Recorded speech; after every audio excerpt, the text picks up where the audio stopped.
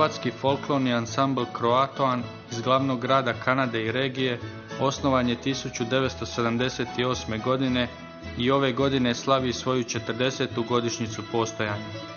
Tijekom tih 40 godina Croatoan je bio aktivni sudionik bogatog kulturnog života glavnog grada Kanade i regije, nastupajući na raznovrsnim kulturnim manifestacijama, uključujući i sudjelovanje na priredbama povodom obilježavanja Dana Kanade, te na svakom hrvatsko-kanadskom folklornom festivalu, sve od prvog nastupa 1979. godine.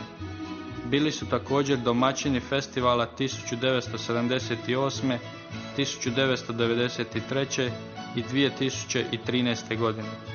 Mnogi od članova Croatoan su odrasli s ansamblom, a sada sudjeluju zajedno s njihovom djecom u skupini.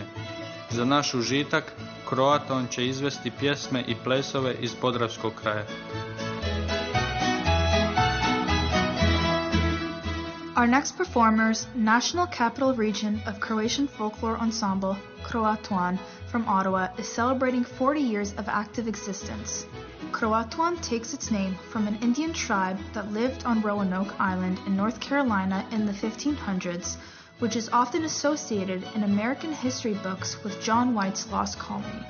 The tribe's dialect contained many Croatian words, and there is a strong probability that its members were descendants of native Indians and Croatian sailors who took part in the exploration voyages to the New World.